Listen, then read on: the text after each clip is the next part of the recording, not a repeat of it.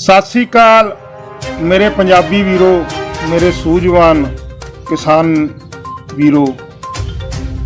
मैं आप जी का दोस्त मित्र चंदन सिद्धू।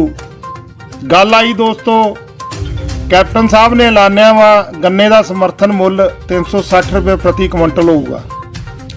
उस तो इलावा जिहड़ी गल सामने आउंदी आ वो ये आउंदी आ कि 360 रुपया ऐलान इलैक्शन तो कुछ टाइम पहला कर देना और इक्को दम 310 रुपये के उत्तों 360 रुपये का ऐलान कर देना, जदों कि यूपी के अंदर 325 आ ते हरियाणे च 350 आ। यूपी का समझ आउंदा वा, इत्थे गन्ने की खपत बहुत ज़्यादा, जिथे खपत ज़्यादा हुंदी आ उत्थे रेट घट हुंदा वा। लेकिन पिछले 4 सालों तो कैप्टन साहब ने 310 तो 350 करता, मतलब कि 10 रुपये हर साल दे उन्होंने बढ़ा के अपना कोटा पूरा करता। उत्थे मूँह मिठे कीते जाते हैं। सरदार बलबीर सिंह राजेवाल भी उत्थे मौजूद ने। तारीफ बनती आ, देर आए दुरुस्त आए, क्योंकि यही असी कह सकते हैं लोकतांत्रिक देश आ। लेकिन गल यह आ भी ऐलान होने तो बाद कि वो लागू होऊगा। अगर ये लागू होऊगा कि एक पंजाब के अंदर दोबारा तो गन्ने की खेती नूं प्रोत्साहित करूगा। अगर ये गल कैप्टन साहब ने जिहड़ा ऐलान किया वा वो दोबारा तो पंजाब च गन्ने की खपत वधा दिंदा वा, क्योंकि यूपी के अंदाजे नाल अगर देखा जाए तो 35 रुपये बढ़ोतरी पंजाब सरकार देने की गल कर रही है। जिथों तक मैनू जानकारी है शायद 290 कुछ 280 या 90 कुछ सेंटर गौरमेंट देती है। 40-50 रुपये बोनस जिहड़ा वा वो स्टेट गौरमेंट देती है। लेकिन कैप्टन साहब ने 360 रुपये रेट करता और काफ़ी उन्हां दा वधिया कदम आ। बस ये कदम सिरे चढ़ जे किते चुनावी स्टंट ना होवे, क्योंकि अगर ये चुनावी स्टंट हो गया तो कैप्टन साहब ते तो साडा कोई रोष नहीं, क्योंकि कैप्टन साहब तो राजनीतिक पार्टियां दे अहुदेदार हैगे ही आ, पुराने राजा महाराजा भी ने। और ਜਿਹੜੇ सरदार बलबीर सिंह राजेवाल ने ਜਿਹੜੇ ਉੱਥੇ ਮੂੰਹ ਮਿੱਠਾ ਕਰ ਰਹੇ, ਜਿਹੜੇ ਉਸ ਮੀਟਿੰਗ ਦੇ ਵਿੱਚ ਸੀਗੇ, ਜਿਨ੍ਹਾਂ ਨੇ ਉੱਥੇ ਐਲਾਨ ਹੋਣ ਤੋਂ ਬਾਅਦ ਮੂੰਹ ਮਿੱਠਾ ਕੀਤਾ ਔਰ ਕਿਤੇ ਨਾ ਕਿਤੇ ਕੈਪਟਨ ਸਾਹਿਬ ਦੇ ਅੰਦਰ ਉਸ ਵੀਡੀਓ ਦੇ ਅਨੁਸਾਰ ਵਿਸ਼ਵਾਸ ਦਿਖਾ ਕੇ ਇੱਕ ਮੈਸੇਜ ਕਿਸਾਨ ਜਿਹੜੇ ਸਾਡੇ ਭਰਾ ਨੇ ਉਹਨਾਂ ਦੇ ਅੰਦਰ ਵੀ ਦੇਤਾ। ਔਰ ਕਾਂਗਰਸ ਕਿਤੇ ਨਾ ਕਿਤੇ ਇੱਕ ਹੀਰੋ ਦੇ ਰੂਪ 'ਚ ਇਸ ਗੱਲ ਨੂੰ ਲੈ ਕੇ ਇੱਕ ਹੀਰੋ ਦੇ ਰੂਪ 'ਚ उभर के आई आ और ਇਹਦਾ ਅੱਗੇ राजनीतिक फायदा भी लैण का प्रयास किया जाऊगा। ये भी गल समझ के आ रही है। और हालांकि विचकार अंदोलन दे जो असी सुनते आए हैं वो अंदर कैप्टन नूं बीजेपी का बंदा भी दस्या गया सी, जो सुनते आए। बाकी अफवाहां का बाजार गर्म हुंदा ही आ। अफवाहां उड़दियां ने, उल्टियां सीधियां गल्लां निकल के सामने आउंदियां ने। और असी कैप्टन साहब के इस कदम की सराहना तो करते ही हैं, लेकिन जिहड़ी शंका मन च आउंदी आ, चुनाव फरवरी के अंदर शायद मार्च के अंदर चुनाव हो सकते हैं 2022 च। 3 ते 3 6 7-8 महीने पहला इस चीज़ का ऐलान राजनीतिक रूप के अंदर फायदा लैण वास्ते भी हो सकता वा। लेकिन सब तो चुकन्नी जिहड़ी गल आ, कुछ दिन पहला की वीडियो के अनुसार मंग सी जलंधर के किसानों की 400 रुपया प्रति क्विंटल की।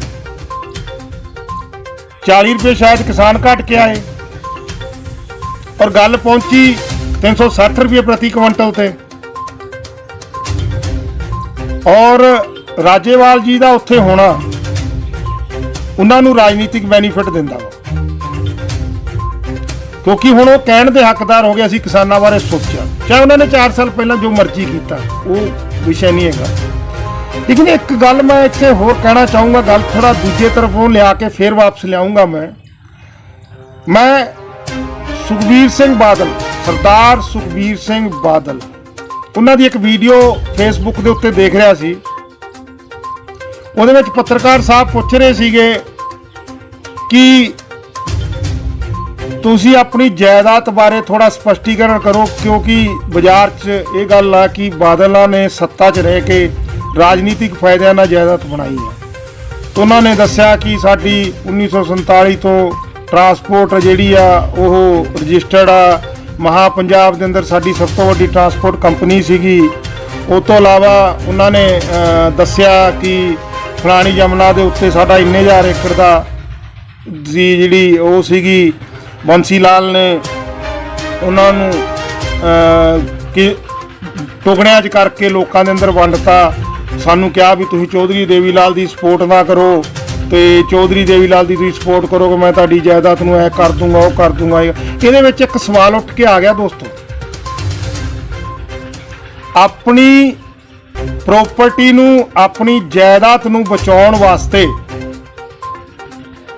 ਕੀ ਅਕਾਲੀ ਦਲ ਵਰਗੇ ਇੱਕ ਰਾਜਨੀਤਿਕ ਗਰੁੱਪ, ਇੱਕ ਪਾਰਟੀ ਜਾਂ ਇੱਕ ਅਕਾਲੀ, ਅਗਰ ਅਸੀਂ ਦੇਖਿਆ ਜਾਵੇ ਤੇ ਸਾਡੇ ਧਰਮ ਦੇ ਨਾਲ ਵੀ ਜੁੜ ਕੇ ਆਉਂਦੇ ਆ, ਅਕਾਲੀਆਂ ਦਾ ਨਾਂ ਇਸਤੇਮਾਲ ਕਰਕੇ ਇੱਕ ਰਾਜਨੀਤਿਕ ਰੂਪ 'ਚ ਇਹਦਾ ਇਸਤੇਮਾਲ ਕੀਤਾ ਗਿਆ। ਕਿਉਂਕਿ ਜਿੱਥੋਂ ਤੱਕ ਮੈਨੂੰ ਥੋੜੀ ਜਿਹੀ ਜਾਣਕਾਰੀ ਆ, ਇਹ ਗੱਲ ਹੁੰਦੀ ਸੀ ਕਿ 12 ਕਿੱਲਿਆਂ ਤੋਂ ਉੱਤੇ ਜ਼ਮੀਨ ਨਹੀਂ ਹੋਣੀ ਚਾਹੀਦੀ, ਇਹੋ ਜਿਹਾ ਕਾਨੂੰਨ ਕੁਝ ਬਣਿਆ ਸੀਗਾ। ਤੇ ਫਿਰ ਸੁਖਬੀਰ ਬਾਦਲ ਕਿਹੜੇ ਦਮ ਦੇ ਉੱਤੇ ਕਹੀ ਜਾਂਦਾ ਵਾ ਕਿ ਉੱਥੇ ਫਲਾਣਾ ਇੰਨਾ ਵਾ ਜੀ, ਉੱਥੇ ਜਮਨਾ ਕਿਨਾਰੇ ਇੰਨੇ ਸੀਗੇ, ਫਲਾਣੀ ਥਾਂ ਤੇ ਇੰਨੇ ਸੀਗੇ। ਔਰ ਇਹੀ ਹਾਲ ਕੈਪਟਨ ਅਮਰਿੰਦਰ ਸਿੰਘ ਦਾ ਵੀ ਸੀਗਾ। ਕੈਪਟਨ ਸਾਹਿਬ ਦੇ ਕੋਲ ਵੀ ਪ੍ਰਾਪਰਟੀਆਂ ਖੁੱਲੀਆਂ ਨੇ, ਮਹਿਲ ਨੇ, ਔਰ ਕਿਤੇ ਨਾ ਕਿਤੇ ਰਾਜਸ਼ਾਹੀ ਤੋਂ ਲੋਕਤੰਤਰ ਵੱਲ ਨੂੰ ਲਿਆਉਣ ਵਾਸਤੇ ਇਹ ਕਦਮ ਕਾਨੂੰਨੀ ਰੂਪ 'ਚ ਚੁੱਕੇ ਗਏ ਸੀ, ਔਰ ਚੁੱਕੇ ਵੀ ਕਾਂਗਰਸ ਪਾਰਟੀ ਨੇ ਸੀ। ਜਿੱਥੋਂ ਤੱਕ ਮੈਨੂੰ ਜਾਣਕਾਰੀ ਆ, ਕਾਂਗਰਸ ਪਾਰਟੀ ਨੇ ਚੁੱਕੇ ਸੀਗੇ ਤਾਂ ਕਿ ਗਰੀਬ ਨਾ ਰਵੇ, ਸਾਰਿਆਂ ਨੂੰ ਲਗਭਗ ਸਮਾਨਤਾ ਦਾ ਅਧਿਕਾਰ ਮਿਲੇ, ਔਰ ਇਹ ਨਾ ਹੋਵੇ ਕਿ ਕਮਜ਼ੋਰ ਦੀ ਆਵਾਜ਼ ਦਬ ਜੇ। ਹੁਣ ਤੁਸੀਂ ਕਹੋਗੇ ਗੰਨੇ ਦੇ ਸਮਰਥਨ ਮੁੱਲਿਆਂ ਦਾ ਇਹਦਾ ਕੀ ਮਤਲਬ? ਅੱਜ ਕੈਪਟਨ ਸਾਹਿਬ ਨੇ ਜਿਹੜੀ ਗੱਲ ਕੀਤੀ ਆ, ਅਸੀਂ ਪੁਰਾਣੇ ਟਾਈਮ 'ਚ ਫਿਲਮਾਂ 'ਚ ਦੇਖਦੇ ਹੁੰਦੇ ਸੀਗੇ, ਖਾਸ ਤੌਰ 'ਤੇ ਹਿੰਦੀ ਫਿਲਮਾਂ ਦੇ ਅੰਦਰ, ਕਹੇ ਜੀ ਮਹਾਰਾਜ ਆਪਕੇ यहाँ पे फलाना ये खुशी हुई है, ਉਹ ਹਾਰ ਤੋੜਦਾ ਸੀਗਾ, ਇਹ ਫੜਾ ਦਿੰਦਾ ਸੀ, ਲਓ ਜੀ ਚੱਕੋ, ਦਾਸੀ ਨੂੰ ਹਾਰ ਗਿਫਟ ਕਰ ਦਿੱਤਾ ਜਾਂਦਾ ਸੀ। ਪਿਛਲੇ 9-10 ਮਹੀਨਿਆਂ ਤੋਂ ਕਿਸਾਨ ਧਰਨੇ ਤੇ ਬੈਠੇ ਆ, 500 ਤੋਂ ਉੱਤੇ ਕਿਸਾਨ ਸ਼ਹੀਦ ਹੋ ਗਏ ਆ। ਕਿਤੇ ਨਾ ਕਿਤੇ ਕਿਸੇ ਪਾਰਟੀ ਨੂੰ ਨਾ ਗੰਨੇ ਦਾ ਸਮਰਥਨ ਮੁੱਲ ਦਿਖਿਆ, ਨਾ ਕਿਸੇ ਨੂੰ ਕੁਝ ਦਿਖਿਆ। ਰਾਜਨੀਤਿਕ ਫਾਇਦਾ ਲੈਣ ਲਈ ਸਟੇਜ ਦੇ ਉੱਤੇ ਚੜ੍ਹਨ ਦੀ ਕੋਸ਼ਿਸ਼ ਕੀਤੀ। ਹਰਿਆਣੇ ਦੇ ਭੂਤਪੂਰਵ ਮੁੱਖ ਮੰਤਰੀ ਓਮ ਪ੍ਰਕਾਸ਼ ਚੌਟਾਲਾ ਸਾਹਿਬ ਨੇ ਕੀਤੀ, ਹਰਸਿਮਰਤ ਕੌਰ ਬਾਦਲ ਨੇ ਅਸਤੀਫਾ ਦਿੱਤਾ, ਅਭੈ ਚੌਟਾਲਾ ਨੇ ਅਸਤੀਫਾ ਦਿੱਤਾ, ਤਿਆਗ ਕੀਤਾ, ਸਰਾਹਨਾਯੋਗ ਕੰਮ ਆ।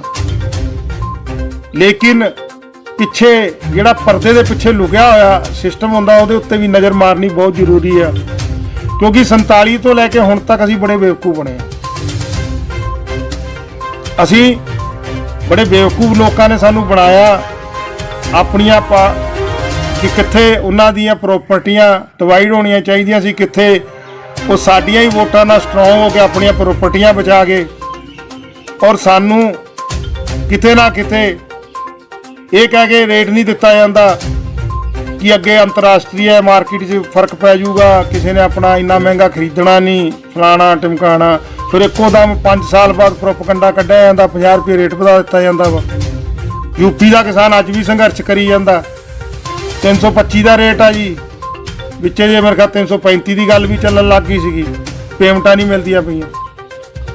ਜਦੋਂ ਪੈਸਾ ਨਹੀਂ ਮਿਲਣਾ ਭਾਵੇਂ 450 ਕਰ ਦਿਓ, ਫਾਇਦਾ ਕੀ? ਆਖਰ ਨੂੰ ਜਦੋਂ ਕੋਈ ਪ੍ਰੋਜੈਕਟ ਬਣਾਓਗੇ, ਬਣਾਉਣ ਤੋਂ ਬਾਅਦ ਉਹਨੂੰ ਸੇਲ ਕਰੋਗੇ, ਸੇਲ ਕਰਕੇ ਤਾਂ ਹੀ ਤਾਂ ਪੈਸਾ ਦਿਓਗੇ ਕਿ ਆਪਣੀ ਜੇਬਾਂ 'ਚੋਂ ਘਾਟਾ ਖਾ ਕੇ ਦੇ ਦੋਗੇ। ਅਗਰ ਘਾਟਾ ਖਾ ਕੇ ਨਹੀਂ ਦੇ ਦੋ, ਆਪਣੀ ਗੱਲ ਰੱਖਣ ਵਾਸਤੇ ਦੇ ਦੋਗੇ, ਤੇ ਕਿਹੜੇ ਤਰੀਕੇ ਨਾਲ ਦੋਗੇ? ਉਹਨੂੰ ਇਸ ਤਰੀਕੇ ਨਾਲ ਦੇ ਦੋਗੇ ਕਿ ਜਿਹੜਾ ਜਨਤਾ ਟੈਕਸ ਦਿੰਦੀ ਆ ਸਾਬਣ ਤੇ, ਪੇਸਟ ਤੇ, ਬੁਰਸ਼ ਤੇ, ਰੋਟੀ ਤੇ, ਦਾਲ ਤੇ, ਸਰੋਂ ਦੇ ਤੇਲ ਤੇ ਜਿਹੜਾ ਟੈਕਸ ਦਿੰਦੀ ਆ, ਉਹ ਟੈਕਸ ਦਾ ਪੈਸਾ ਆਪਣੀ ਰਾਜਨੀਤਿਕ ਫਾਇਦੇ ਵਾਸਤੇ ਉਧਰ ਕੱਢ ਦੋਗੇ। ਮੈਨੂੰ ਨਹੀਂ ਪਤਾ 360 ਰੇਟ ਅੱਜ ਤੋਂ ਹੋ ਗਿਆ। ਮੈਂ ਖੁਦ ਕਿਸਾਨ ਹਾਂ ਔਰ ਕਿਸਾਨਾਂ ਦੇ ਹੱਕ ਵਾਸਤੇ ਐਗਰੀ ਹਾਂ, ਲੇਕਿਨ ਲੋਲੀਪੌਪ ਨਹੀਂ, ਸਮਾਧਾਨ ਚਾਹੀਦਾ ਵਾ। ਹਾਲਾਂਕਿ ਸਾਡੇ ਜਿਹੜੇ ਸਰਦਾਰ ਬਲਵੀਰ ਸਿੰਘ ਰਾਜੇਵਾਲ ਨੇ ਇੱਕ ਬਹੁਤ ਹੀ ਵੱਡੇ ਲੀਡਰ ਨੇ, ਕਾਫੀ ਸੂਝਵਾਨ ਨੇ, ਉਸ ਤੋਂ ਇਲਾਵਾ ਵੀ ਜਿਹੜੇ ਉੱਥੇ ਜੂਝ ਰਹੇ ਨੇ ਪਿਛਲੇ 9-10 ਮਹੀਨਿਆਂ ਤੋਂ, ਔਰ ਜਿਹੜੇ ਮੇਰੇ ਵੀਰ ਲਗਾਤਾਰ ਸੰਘਰਸ਼ ਕਰ ਰਹੇ ਨੇ, ਅਸੀਂ ਤਾਂ ਕੁਝ ਵੀ ਨਹੀਂ ਉਹਨਾਂ ਦੇ ਸਾਹਮਣੇ। ਆਪਣੇ ਘਰਾਂ 'ਚ ਬੈਠੇ ਵੱਡੀਆਂ ਵੱਡੀਆਂ ਗੱਲਾਂ ਮਾਰੀ ਜਾਂਦੇ ਆ। ਇੱਕ ਦੋ ਵਾਰੀ ਚੱਲ ਗਏ, ਫਾਰਮੈਲਟੀਆਂ ਕਰਕੇ ਵਾਪਸ ਆ ਗਏ, ਪਿੱਛੇ ਘਰ ਕੌਣ ਸੰਭਾਲੂਗਾ, ਖੇਤੀ ਕੌਣ ਦੇਖੂਗਾ। ਲੇਕਿਨ ਇਹ ਗੱਲ ਮੈਂ ਸਪਸ਼ਟਲੀ ਅੱਜ ਕਹਿਣਾ ਚਾਹੁੰਦਾ ਵਾਂ, ਲੋਲੀਪੌਪ ਨਾ ਦਿਓ। ਬਹੁਤ ਹੋ ਗਿਆ ਇਸ ਅੰਦੋਲਨ, ਕਿਉਂਕਿ ਇਹ ਯੂਪੀ ਦਾ ਇਲੈਕਸ਼ਨ ਤੇ ਪੰਜਾਬ ਦਾ ਇਲੈਕਸ਼ਨ ਹੈ ਇਹਦੇ ਉੱਤੇ, ਔਰ ਅੱਗੇ ਅਗਰ ਇਹਦਾ ਕੋਈ ਸਮਾਧਾਨ ਨਾ ਹੋਇਆ ਤੇ ਸ਼ਾਇਦ ਦੇਸ਼ ਦਾ ਇਲੈਕਸ਼ਨ ਵੀ ਇਸ ਅੰਦੋਲਨ ਤੇ ਆ ਸਕਦਾ ਵਾ। ਆਉਣ ਵਾਲਾ ਵਕਤ ਕਿਹੜਾ ਵਾ। ਲੇਕਿਨ ਇਹ ਬਦਲਾਵ ਅਗਰ ਇਮਾਨਦਾਰੀ ਨਾਲ ਹੋ ਗਿਆ, ਫਿਰ ਸਾਨੂੰ ਆਪਣੇ ਲੀਡਰਾਂ ਦੇ ਅੱਗੇ ਅੰਦੋਲਨ ਨਹੀਂ ਕਰਨਾ ਪਊਗਾ। ਉਹਨਾਂ ਨੂੰ ਖੁਦ ਪਤਾ ਹੋਊਗਾ ਕਿ ਜਨਤਾ ਦਾ ਡੰਡਾ ਕਾਇਮ ਹੈ। ਜਨਤਾ ਜਿਹੜੀ ਆ ਉਹ ਆਪਣੇ ਜਿਹੜੇ ਉਹਨਾਂ ਦੇ ਮੁੱਦੇ ਨੇ, ਜਿਹੜੀ ਉਹਨਾਂ ਦੀਆਂ ਜ਼ਰੂਰਤਾਂ ਨੇ, ਉਹਦੇ ਲਈ ਪੂਰੀਆਂ ਕਾਇਮ ਨੇ।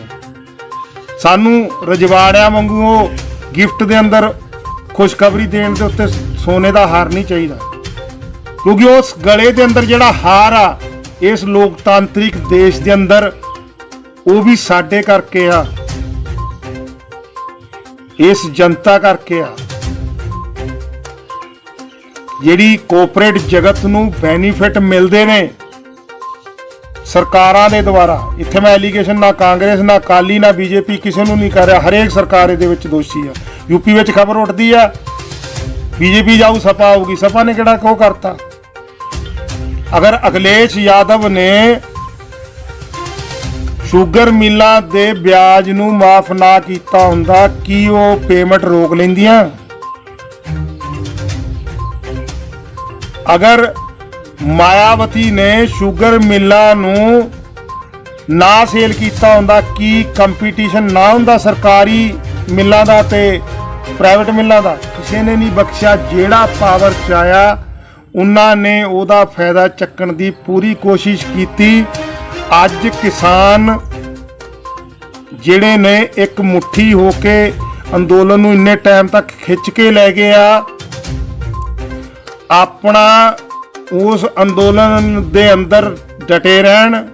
ਇਲੈਕਸ਼ਨ ਉੱਤੇ ਆ ਬੜੇ ਇਹਨਾਂ ਨੇ ਲੋਲੀਪੌਪ ਆਪਾਂ ਨੂੰ ਦੇਣੇ ਆ, ਠੀਕ ਆ, ਵੀ ਇਹ ਕਿਤੇ ਨਾ ਕਿਤੇ ਤਰੀਕੇ ਨਾਲ ਸ਼ਾਂਤ ਹੋ ਜਾਏ। ਲੇਕਿਨ ਮੇਰੇ ਵਰਗੇ ਬੰਦੇ ਇਸ ਅੰਦੋਲਨ ਨੂੰ ਹਿੰਦੁਸਤਾਨ ਦੇ ਇਤਿਹਾਸ ਦੇ ਅੰਦਰ ਇੱਕ ਬਦਲਾਵ ਦੇ ਰੂਪ 'ਚ ਦੇਖ ਰਹੇ ਨੇ, ਜੋ ਕਿਤੇ ਨਾ ਕਿਤੇ ਸ਼ਾਇਦ ਹੋਊਗਾ, ਕਿਉਂਕਿ ਲੋਕ ਆਪਣੇ ਅਧਿਕਾਰ ਲਈ ਜਾਗ ਉੱਠੇ ਨੇ